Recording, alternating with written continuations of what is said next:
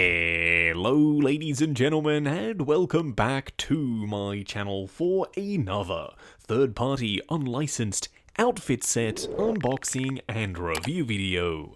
Now today we are going to be taking a look at the S.King.S Bane set based off his appearance in The Dark Knight Rises. Now, don't forget, this is an unofficial product. I got mine from Comic Sanctorum. I have popped the link in the description below for your reference purposes only. This is not a promotional video, this is a review on an outfit set I picked up for my own personal collection.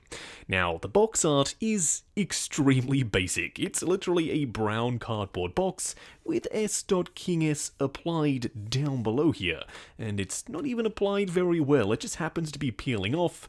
But very clearly, the highlight of the set isn't the box, it's what's inside. Now, I personally am a huge fan of these outfit sets because at the start we begin with just a bunch of parts and pieces, and at the end of the video we have a fully completed figure. Now, you will need to supply your own body, and there are kind of two main choices for Bane. This happens to be the Fison M34, but if you do want to go even beefier but slightly shorter, there is the M35, which is the one on the right. The skin tone should match perfectly with the head sculpt and the hands included in the outfit set, but it's going to be down to personal preference which one you decide to go with. For me, I'll be going with the M35, because I've tried it on a Bane set previously and I really liked the way it looked. Now, of course, we do have one baggie containing most of the parts and pieces: the hands, the head sculpt, the boots, and the broken Batman cowl. What we are going to do now, though, is get all of the parts and pieces laid out in the light box and take a closer look at everything that comes in the set. Here we have everything fully laid out. Now, we may as well start off with the outfit pieces first, and then we'll get to the sculpted stuff. Now, the outer jacket looks and feels great. It feels like it's made out of a sturdy, high-quality pleather. And finally, I can now replace my Hot Toys one, which is starting to crack in certain places, with a brand new jacket. It also feels nice and slim, so it's accurate to 1/6 scale, and it should drape very nicely on the body. You do get a little bit of weathering along the edges, nowhere near as much as Hot Toys gives you on their jacket, but I'm perfectly fine with how this looks. It's fully lined on the backside and also with this fur material all the way up to the top around the edge of the collar. You also, of course, get a pair of pants for Bane. It's done in a two-tone brown and grey. You do have the faux zipper that extends all the way around the back, and it looks fairly accurate to a shrunk-down 1/6 scale zipper, plus a green military belt up top. You do also have a real metal working buckle, which of course will hook into these real metal loops up top. You also get real 3D padded foam pads for his knee pad area. They are weathered on the surface as well. The rest of the pants are rather clean, mind you, but I think when we put everything together, it's going to look just fine. Now, to cover his upper torso, you do get his long sleeve V-neck. I don't really fancy my chances of trying to get this onto a Fison body, seeing as it's not all that stretchy. I'm sure those of you out there might have more luck than I will, but for me, I'm not going to go with the long sleeve shirt option. He will, though, be wearing this vest. Now, there is a little bit of dirt and grime on the left and right side, but once again, it's nowhere near as dirty as the Hot Toys vest. You can also see one splotch up here underneath these straps, but it kind of does get hidden. I am hoping that this fits well on the Fison body, because as it stands, it looks like it might just be a very tight fit. Now, it will connect up to this belt section. The belt buckles are made of real metal, and you do have a pleather section around back. The jacket feels relatively sturdy, but this piece looks a little sus, so I'm hoping it stands the test of time. You also do get two more pleather pieces in the form of his gauntlets, one with a hole and the other without. I have seen some people, when they assemble these Bane kits, use one on either side, and yes, I've even done it in the past myself to hide the wrist pegs. But technically, to be movie accurate, he's only supposed to have one on the right side. The reason they include two is because there is a thumb port, so when you bring in one of the included hands, you can thread the thumb through this hole, and then it looks far more accurate as it sits just over his knuckles. Whereas this one is meant to be used with closed fists, so they insert over the top. Because there's no thumb for them to actually loop through, it still will look convincing, but not as convincing as if you were using these hands. Speaking of hands, you only get two. But that's fine with me because the Fison body does come with a full array, and they do a decent enough job of matching with the skin tone, seeing as they were also made by Fison. These, though, look great. The skin texture and the paint applications are on point. These aren't your run-of-the-mill, cheap and nasty third-party hands, so I'm glad they spent a little bit to get them looking as good as possible. Now, you do have a few additional sculpted parts, starting off with the head sculpt. I'm pleased to report that nothing that is sculpted here has been stolen from Hot Toys. It's all brand new sculpt work. And as you can see, the head sculpt is a little bit smaller and way more HD. Now, the Hot Toys one is quite old, so I personally can forgive it, and I still really do like it. But the S.King.S one takes the detail to a whole new level. The skin texture, the mesh work on the mask, and the paint applications, this head sculpt looks awesome. The eyes are also now blue, which I'm fairly sure is accurate to Tom Hardy's real-life eye color versus the Hot Toys head sculpt, which had brown eyes. You also get the broken bat cowl, which happens to be a unique sculpt as well. They haven't borrowed this from Hot Toys either. I thought that they did initially, but upon comparing them, they're a different size and a different shape, with the ear actually being a little bit smaller. The detail is still great though, it's just cast in black plastic, with a couple of speckles on the surface to mimic water droplets sitting on the cowl. Lastly, you get a pair of boots for Bane. Now, these are going to be a little bit tricky to get on the body because they are a sturdy, rubbery material. Either pop them in a glass of boiling water and then peg them onto the body, or heat them up with a hairdryer and then you should be able to pop them on no problem. These are also brand new sculpts for this particular outfit set. They look accurate, and the texture has been dialed up as compared to the Hot Toys boots.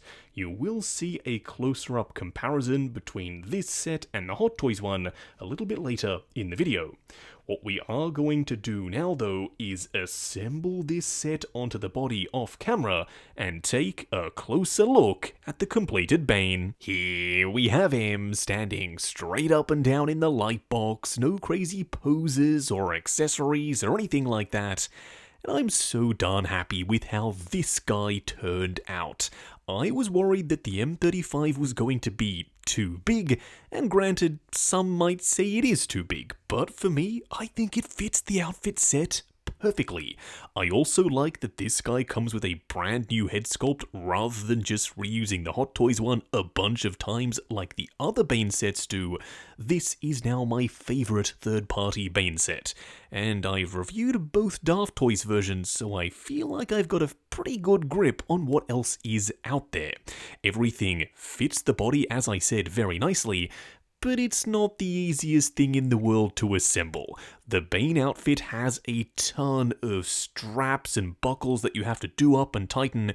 Take your time with it, look at some reference pics of Tom Hardy in the suit, and trust me, you'll be able to get it looking as close to screen accurate as possible. Just make sure you're taking your time. What we are going to do now, though, is take him off the rotating turntable, punch in, and take a closer look at the details. Here we have him, up close and personal. Now in just a second, we will pop the outer jacket on, just because I'm curious to see what that looks like on the massive M35 Fison body. Now, even though we've dissected the head sculpt and already compared it to the Hot Toys one, it's worth talking about how it fits on the body. It sits pretty much perfectly. It doesn't sit too high and it doesn't sit too low. The skin tone is ever so slightly lighter than the Fison body, but because the mask kind of breaks up that line between the head and the body itself, it's not super noticeable. Plus, I really like the expression. It looks super mean. I think the likeness is improved over the Hot Toys one. Now, the big reason why you'd be picking up this outfit set is because you can use it with a Fison body. You can technically do that with the Hot Toys outfit, and we'll get to some of the complications as to why you might not want to do that when we get to the comparisons. But as you can see, his massive arms are now fully exposed. And yes, you can get his arms all the way up so he can grip onto those braces, which is something you couldn't do with the Hot Toys figure. Now, as I said a second ago, this stuff isn't super easy to put on. You have multiple buckles and straps that you have to adjust to get everything sitting perfectly, but once you have it on there, I think it looks great. Now, around the back, as you can see, unfortunately, a couple of those gold buttons did come off when I was assembling this, because you do have to apply a little bit of pressure as you tighten these straps. Now, I will see if I can find some replacements, but it's on the back, so I'm not super stressed out that they fell off. Now, coming down to the pants, they are nice and baggy, so you still do get a fairly decent level of articulation, and the knee pads actually properly line up with where the knees are. You might think that's a weird thing to mention, but the Hot Toys knee pads do sit rather low.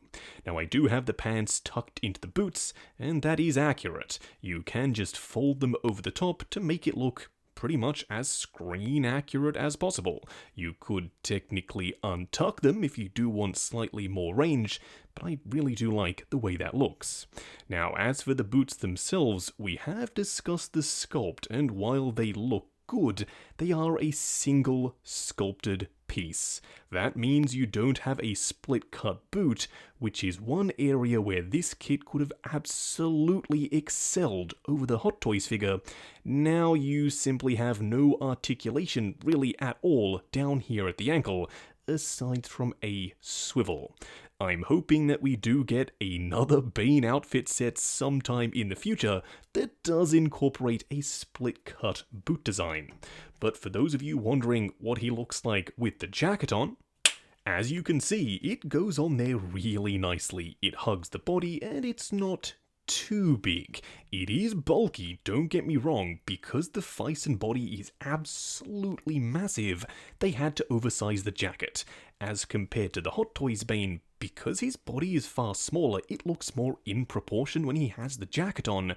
I understand if this look isn't for you. It's also quite tricky to get on the body because the Fison material is slightly rubbery. When you're pulling it on, it will get stuck at various points. Just like I said with the outfit, take your time and it will go on there. I also like there are press studs up the top to keep the collar in place, although it does like to kind of fly away at the edges. A couple more press studs to keep the collar down, or even some magnets, would have been a very nice touch, but that's something that I can work with myself. Now, around the back, as you can see, there is some significant bulk here. It's just a byproduct of the body once again, because it is so big, they had to make the jacket slightly larger to accommodate.